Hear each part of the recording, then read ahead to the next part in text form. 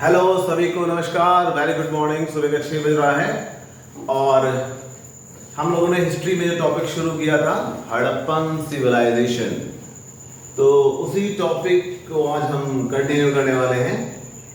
हमने आपसे हड़प्पन सिविलाइजेशन में दो महत्वपूर्ण विषयों पे बात कर ली थी। पहला टॉपिक था, इसमें हमने हड़प्पन सिविलाइजेशन के टाउन प्लानिंग यानी कि नगर नियोजन पे बात की थी, और दूसरा जो हमने सेक्शन कवर किया था उसमें हड़प्पा के शहरों में स्थापित या बनाए गए घरों या गृह स्थापत्य के बारे में हमने बात की थी।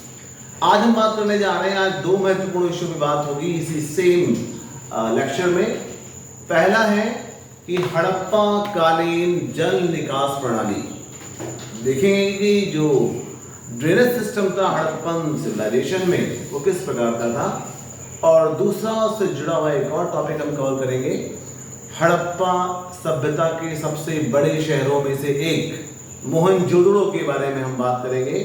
उसके दुर्ग में स्थित दो महत्वपूर्ण संरचनाओं की बात होगी। ये प्रश्न अक्सर कक्षा 12 की सीबीएसई बोर्ड परीक्षा में पूछा गया है। ये दोनों ही प्रश्न आए हैं, तो ये बोर्ड परीक्षा के लिए भी इंपॉर्टेंट है, प्लस यूपीएससी या यूपीपीसीएस में जो तैयारी कर रहे हैं, बीपीएससी की तैयारी कर रहे हैं, एमपीपीसीएस की तैयारी कर रहे हैं, उन सब के लिए आज का वीडियो बहुत इंपॉर्टेंट है। तो बस मेरे साथ जुड़े रहिए, वीडियो को अंत तक देखिए, लाइक और सब्सक्राइब जरूर करिए, चैनल को बढ़ते जाइए। तो सबसे पहले मैं बात करने जा रहा हूं आज की, वो है ड्रेनेज सिस्टम।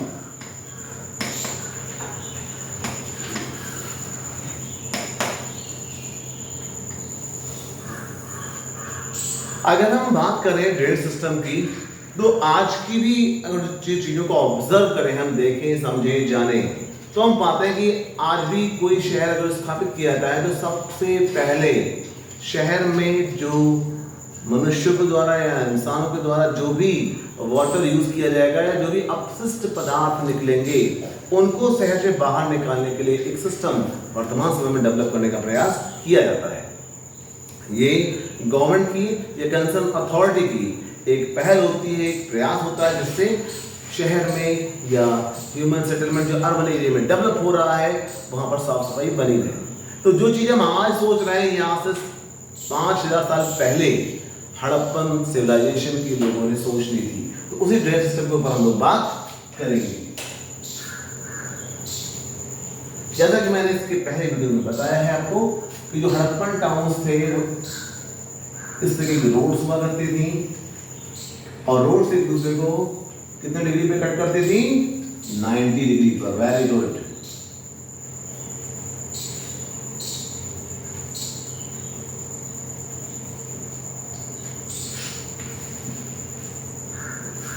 इस टाइप से कट करती थी। और ये भी मैंने आपको बताया था कि इन रोड्स से जुड़ा हुआ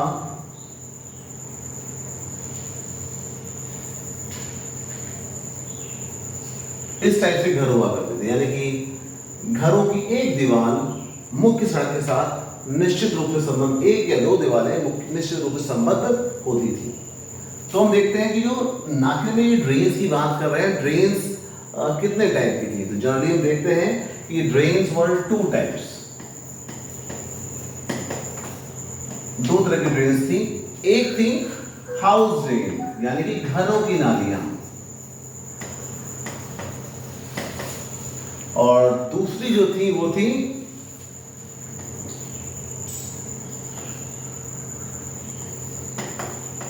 सिटी ड्रेन्स। तो दो तरह की नाले थे। पहले हम घरों की नाले के बारे में बात करेंगे।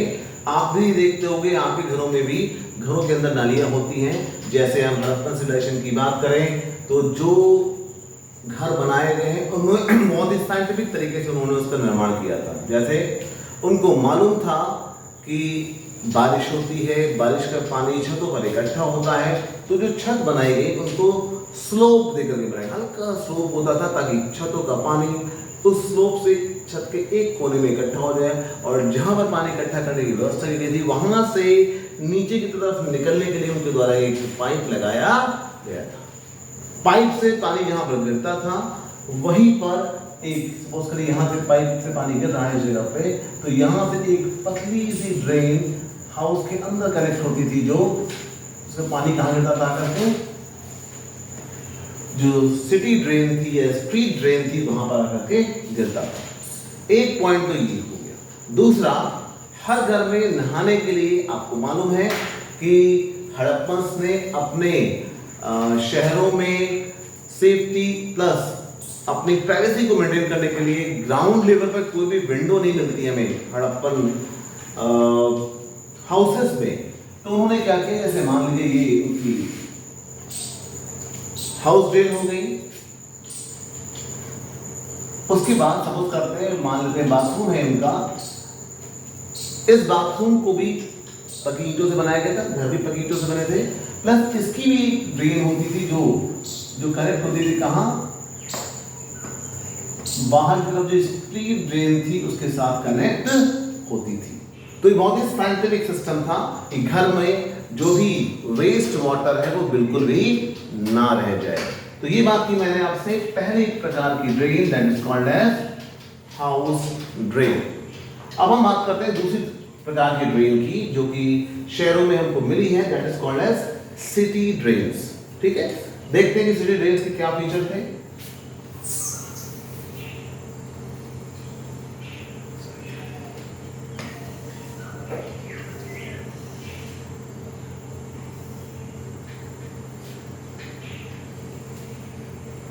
अगर हम सिटी ड्रेन की बात करें तो जितना भी आप एरिया देख रहे हो,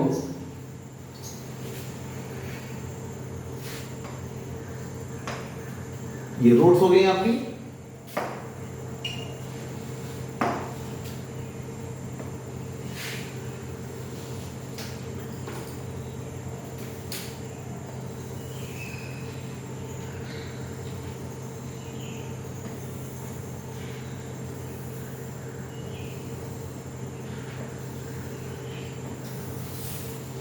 ये हो गई ड्रेन्स। ठीक, इन ड्रेन्स को ध्यान रख देने वाली बात यह है कि हड़प्पन्स ने जिगजैग फॉर्म में घरों का निर्माण नहीं किया, जैसे कि आजकल आप शहरों में देख सकते हैं। आजकल जो मॉडर्न शहर बन रहे हैं वो तो बहुत ही सिस्टमैटिक और वही 90 डिग्री के सिस्टम को फॉलो करते हुए बन रहे हैं, और पहले ही सारी चीजें बना दी जाती हैं। ठीक, लेकिन हड़प्पन से क्या किया, उन्होंने सबसे पहले तो 90 डिग्री पर घरों के लिए रोड्स का निर्माण किया, और उसी के साथ साथ उनको मालूम था घर होगा तो घर से पानी निकलेगा, पानी निकलने के लिए उन्होंने ड्रेन्स भी रोड के साथ साथ डेवलप की, और ड्रेन्स बनाने के लिए भी उन्होंने क्या किया, पकी हुई ईंटों का ही उपयोग किया। और ईंटों का रेशियो क्या था, सभी जानते हैं, 4:2:1। वेरी गुड, सबको पता है। ये रेशियो यूनिफॉर्म था, कहीं पर भी कोई चीज हड़प्पा सभ्यता का, चाहे शायद जेएनके में रहा हो मांडा, चाहे उसका गढ़ोल में रहा हो, आजकल का वर्तमान पाकिस्तान का से पश्चिमी हिस्सा, चाहे आपका आलमगीरपुर रहा हो, यानी कि ईस्टर्न मोस्ट हिस्सा जो मेरठ के पास में, या फिर दायमाबाद के आसपास के एरिया महाराष्ट्र में, सभी जगह पर जहां जहां भी शहर मिले हैं वहां पक्की ईंटें मिली हैं, और उनका रेशियो हमेशा हमें कितना मिला है, 4:2:1। ये अपने आप में बहुत ही अप्रतिम था कि इतने बड़े क्षेत्र में फैला हुआ ये सभ्यता जो थी, इसका एरिया लगभग 13 लाख स्क्वायर किलोमीटर था। भारत के एरिया की बात करें तो वह लगभग 32 लाख स्क्वायर किलोमीटर, यानी कि उसकी तुलना में लगभग 35 to 40% एरिया हड़प्पा सभ्यता का रहा होगा। तो ये मैं तुलना करके बताना चाहता हूं आपको कि इतने बड़े एरिया में सिमिलरिटी है। भारत में सिमिलरिटी नहीं है इस टाइप की, जो आप देखो हर जगह पे चीजें आपको वैरी करते हुए दिखाई देती है। तो मैं दोबारा से लौटता हूं टॉपिक पर। तो जो स्ट्रीट ड्रेन्स थी या सिटी ड्रेन्स थी, that are very important, because यही ड्रेन से घरों का पानी इनके थ्रू बह करके शहर से बाहर चला जाया करता था। तो देखते हैं, जैसा कि मैंने बताया कि पक्की ईंटों से बनाई गई थी, रेशियो ये था 4:2:1। अब क्या किया गया, इन्होंने इस चीज का और ध्यान रखा। इनको मालूम था कि घर से गंदगी निकलेगी तो उसमें गार्बेज या कचरा भी होगा, तो जहां पर हाउस ड्रेन निकलती थी, डिस्चार्ज होती थी स्ट्रीट ड्रेन में, वहां पर उन्होंने क्या किया, यहाँ पे एक छोटा सा गड्ढा होता था, नाली में ही छोटा सा गड्ढा बना देते थे। ठीक, और जगह जगह पर गड्ढों का निर्माण इनके द्वारा किया गया था। ये नाली जहाँ बनाई गई, जहाँ पकी ईंटों से उसको बिछाया गया, उसी में छोटा सा स्पेस गड्ढे के रूप में, गड्ढा मतलब सेमी सर्किल, हाफ हेमिस्फीयर के रूप में छोड़ देते थे। ठीक, क्यों करते थे? गंदगी बहती है, पानी तो फ्लो करता है, यहाँ पे गंदगी भी बहती है, तो वो गंदगी जो थी वो इनमें आकर के स्टोर हो जाया करती थी, यहाँ पे आके स्टोर हो जाया करती थी। और सबसे खास बात है कि इन नालियों को, इनसे कोई बीमारी ना फैले, इनसे हेल्थ एंड हाइजीन की कंडीशन मेंटेन रहे, इसलिए क्या किया जाता है, इनको ऊपर से चूना पत्थर से इनको, इन चीजों को कवर भी किया गया था। हमारे यहाँ आज के समय में नालियां कवर नहीं, उन्होंने 5000 साल पहले नालियां कवर कर दी थी, यानी वो जानते थे कि समस्याएं होती हैं अनहाइजीनिक पानी से। ठीक, और ध्यान देने वाली बात है कि जहां पर ये गड्ढे हुआ करते थे, उसके ऊपर उन्होंने स्पेशल टाइप का पत्थर लगाया था जिसको उठा करके अलग किया जा सकता था, और उसके अंदर जो गंदगी है उसको निकाल करके साफ किया सकता था गड्ढे को। तो ऐसे बहुत सारे जो गड्ढे थे उनके बगल में, और आज भी होता है, चीज आपने ध्यान दिया होगा कि नाली से कचरा निकाला और रोड के किनारे छोड़ दिया। तो हमें ऐसे बहुत सारे कचरे के छोटे छोटे ढेर, जहाँ हड़प्पा सभ्यता की खोज हुई, मोहनजोदड़ो को खोदा गया या बहुत शहरों को खोदा गया, तो ऐसे बहुत सारे ढेर हमको इन्हीं गड्ढों के किनारे मिले, जो बताते हैं कि अक्सर सफाई तो होती थी लेकिन उन ढेरों को हटाया नहीं जाता था। तो ये व्यवस्था थी ड्रेनेज सिस्टम की, और इस प्रकार से जो स्ट्रीट ड्रेन्स थी उसके माध्यम से शहरों का पानी, शहर के बाहर जो व्यवस्था की गई थी उसमें नाले थे या नदियां थी, उनमें जाके बाहर गिर जाया करता था। एक बहुत ही फेमस हिस्टोरियन हुए अर्नेस्ट मैके, उन्होंने 1948 में एक किताब लिखी, उसमें बताया कि हड़प्पा सभ्यता की खोजी गई यह जल निकास प्रणाली अपने आप में अनूठी है। ऐसी सभ्यता जो अपने आप में एक माइलस्टोन थी, उसमें ड्रेनेज सिस्टम जो था वो एक अलग ही प्रकार का था, और वैसा ड्रेनेज सिस्टम उसके समकालीन किसी भी सभ्यता में हमें प्राप्त नहीं हुआ है। इन्होंने कहा है कि हर एक चीज को बहुत ही वैज्ञानिक तरीके से इनके द्वारा विकसित किया गया है। तो इस प्रकार से हम देखते हैं कि जो हड़प्पन टाउन जो थे उनमें ड्रेनेज सिस्टम एक अलग प्रकार के रूप में जाना जाता है, और साथ ही साथ उसके द्वारा स्वास्थ्य संबंधी चीजों को भी मेंटेन करने का प्रयास किया गया था। तो ये मैंने आपको बताया ड्रेनेज सिस्टम के बारे में। अब मैं आज के इस वीडियो के सेकंड सेक्शन की तरफ बढ़ने जा रहा हूं। जैसा कि मैंने आपको बताया था कि आज हम इसमें 2 टॉपिक कवर करेंगे।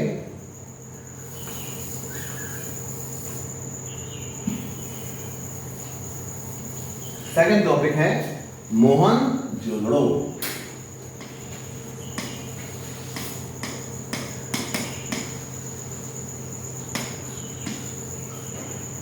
इसका मतलब क्या होता है?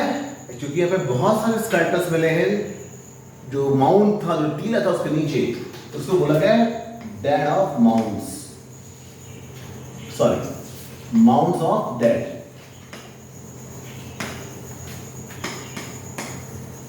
या हिंदी में कहें तो मृतकों का टीला पोषण। बहुत ज्यादा कंपटीशंस में इसका मतलब क्या है ध्यान रखना। हड़प्पा, मोहनजोदड़ो, कालीबंगा, धौलावीरा को जो भी नाम हमने आज रखे या हमारे द्वारा रखे गए, उस समय क्या नाम था हमको नहीं पता।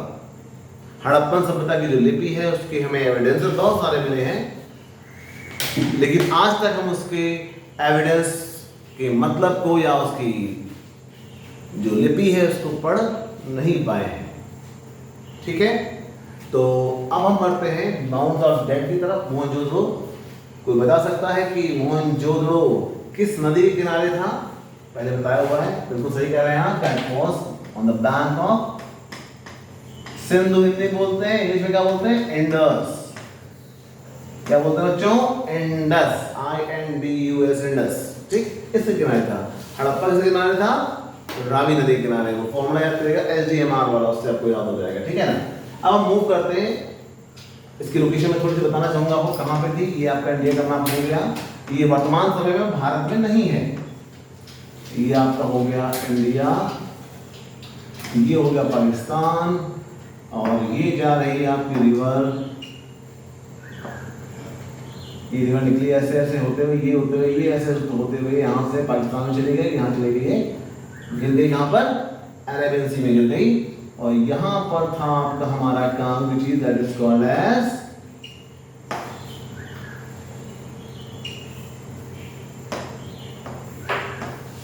मोहनजोदड़ो। क्लियर हो गया सभी को? ये क्वेश्चन बहुत मैप में आता है लोकेट करने के लिए क्लास 12 बोर्ड एग्जाम में, तो चेक कर लीजिएगा। यहाँ पर मोहनजोदड़ो एग्जिस्ट करता है इंडस रिवर के किनारे। नेक्स्ट आता है, अब मोहनजोदड़ो की बात करें तो जैसा कि हमने पहले बात की थी कि शहर हमेशा दो पार्ट में डिवाइड होता था। सिटाडेल छोटा हिस्सा ऊंचाई पर वेस्टर्न डायरेक्शन में कॉल्ड एज सिटाडेल, और यानी कि दुर्ग, और दूसरा था निचला हिस्सा बड़ा हिस्सा पूर्व दिशा में और आम आदमी के उपयोग के लिए। तो हम यहाँ सिटाडेल की बात करेंगे, जो मोहनजोदड़ो का सिटाडेल है उसके बारे में बात करेंगे। सिटाडेल है दुर्ग के बारे में बात करेंगे। दुर्ग में संरचनाएं तो हमें बहुत सारी मिली है, लेकिन जो दो मुख्य संरचनाएं मिली है उसके बारे में यहाँ पर बात करेंगे। एक है आपका वेयर हाउस और दूसरा है ग्रेट बाथ। अन्नागार मैं लिख देता हूं यहां पर, अन्नागार, और ग्रेट बाथ का है महान स्नानागार। इसके बारे में आपने क्लास 6 में भी पढ़ा होगा, एनसीईआरटी पढ़ी है तो, और 12th में भी है। महान, मैं आपको बता दूं अभी मैं उन क्वेश्चंस को उतना ज़्यादा कवर नहीं कर रहा हूं जो कॉम्पिटिशन्स में ज़्यादा हाईलाइट है, जो टफ है, क्योंकि ये जो वीडियो मैं बना रहा हूं ये सभी क्लास के बच्चों के लिए, चाहे 6 का बच्चा वो भी देख सकता है, चाहे कोई तैयारी करने वाला वो जनरल अपने बेस को स्ट्रॉन्ग करने के लिए सकता है। चैप्टर जब खत्म हो जाएगा तो उन सारे क्वेश्चन के साथ हम आएंगे जो यूपीएससी यूपीएससी से पूछे गए हैं, तब आप वहाँ पर और डिटेल में लास्ट में एकदम वो वीडियो आएगा सारे टॉपिक कवर करने के बाद। तो आप इससे अपना बेसिक स्ट्रॉन्ग करिए और उसके बाद हम उस पर पहुँचेंगे, ठीक है? तो मैं वन बाय वन करके इस पे आता हूँ। पहली बात करते हैं, first one called as warehouse, या कहा जाए तो अन्नागार, ठीक। अब चूंकि हड़प्पा सभ्यता के जो प्लानर थे या जो उसके प्रशासक थे उनको मालूम था कि इस शहर में बहुत बड़ी आबादी रह रही है उनके पास, तो उस आबादी के लिए उत्पादन तो बाहर होता था, उत्पादन होता था और उससे सप्लाई भी आती थी अनाज के रूप में, लेकिन इन्होंने भविष्य के लिए भी कि कभी अकाल पड़ जाए, कभी बाढ़ आ जाए, तो उस कंडीशन में फूड को स्टोर करने की भी व्यवस्था बनाई थी। तो हमें एक ऐसा डायमेंशन मिला है दुर्ग क्षेत्र में जिसका हमें केवल बेस मिला है, केवल बेस मिला है, और बेस किसका बना हुआ है? ईंटों का बना हुआ है, ठीक।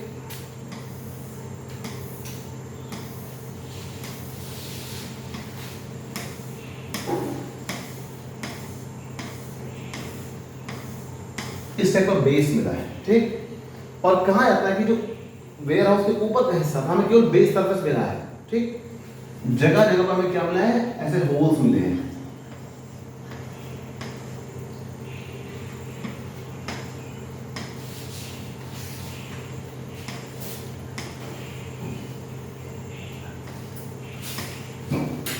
होल्स मतलब छोटे छोटे गड्ढे। ऐसा माना जाता है इन गड्ढों से लकड़ी के स्तंभों को खड़ा किया गया था, उसके ऊपर एक वुडन सेक्शन डेवलप किया गया होगा, या हो सकता है कुछ और डेवलप किया गया हो, तो हमें नहीं पता क्या रहा होगा, ठीक। तो चूंकि हम बहुत ही आर्द्र ह्यूमिड एरिया में रहते हैं, तो समय के साथ साथ ये जो स्ट्रक्चर है ऊपर का वो ढह गया होगा। गड्ढे हमारे पास साइड बताते हैं कि इनसे पिलर डेवलप करके और फिर ऊपर से शेड किया गया होगा, और फिर उनको इसमें अनाज रखने की व्यवस्था की गई हुई। अब अनाज रखने की व्यवस्था की गई, इसका प्रमाण कैसे मिलता है? तो ये जो बीच का हिस्सा देख रहे हो, जहाँ ज्वाइंट्स हैं, इनमें हमें अनाज के दाने मिले हैं, फूड ग्रेन्स के ट्रेसेस हमें यहाँ से मिले हैं। तो हम जान पाते हैं कि ये बिल्डिंग जो रही होगी संभवतः अनाज के रख रखाव के लिए उपयोग में लाई जाती नहीं होगी। तो ये था वेयर हाउस, हमें कहाँ से मिला है? मोहनजोदड़ो के सिटाडेल पार्ट से हमको मिला है। और आपको बताएं जितने भी शहर थे उन सभी जगहों पर सिटाडेल को जो हिस्सा है या जो शहर का हिस्सा है वहाँ से इस प्रकार के वेयर हाउस उन्होंने बनाए थे। अब मैं दूसरे सेक्शन पे जाता हूँ। अच्छा, दूसरे सेक्शन में जाने से पहले मैं एक चीज़ बताना चाहूँगा। मैंने भी बात की कि समय के साथ चीज़ नष्ट हो गया, सरफस मिली हमको। तो मोहनजोदड़ो शहर जो है उसके बारे में ध्यान रखिएगा। वहाँ से हमको 6 लेयर्स मिली है, किसकी? सैंड की मिली है। मतलब 1 layer, 2 layer, 3 layer, 4 layer, 6 layer, 7 layer, sorry 6 layer, 2, 3, 4, 5, 6। इसका मतलब क्या था? इसका मतलब था सिंपल सा था कि इंडस रिवर ने मोहनजोदड़ो को 6 बार तबाह किया, यानी कि 7 बार इस शहर का निर्माण किया गया।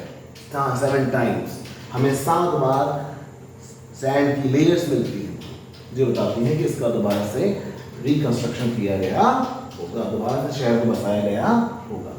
6 लेयर्स मिलती है। ये क्वेश्चन नहीं आता है कई बार।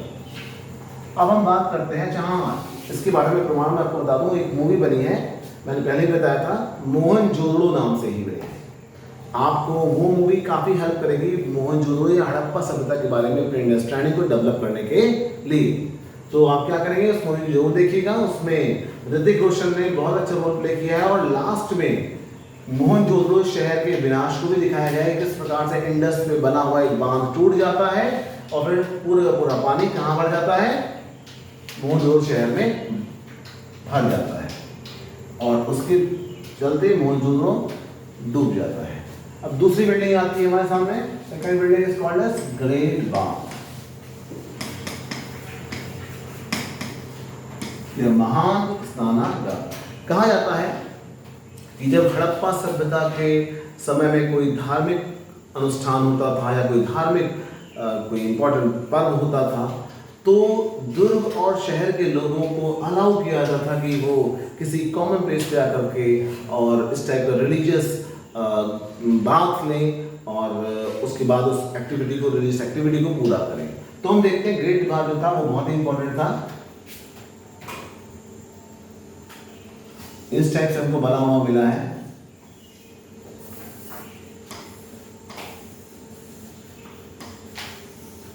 और सबसे खास बात थी कि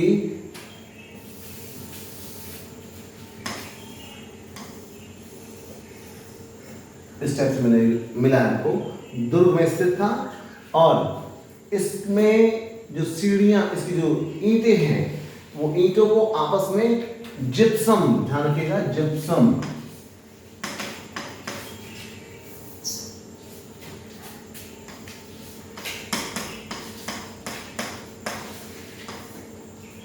जिप्सम से जोड़ के आपस में बनाया गया। ये भी क्वेश्चन आपको यूपीएससी में मिल सकता है। जिप्सम बहुत इंपॉर्टेंट है। एक क्वेश्चन और अक्सर आता है कि इसमें नीचे की तरफ उतरने के लिए छोटा सा स्नानागार था, छोटा सा पॉन्ड कह सकते हैं, आर्टिफिशियल पॉन्ड, तो इसमें सीढ़ियां किधर से उतरने के लिए बनी हुई थी।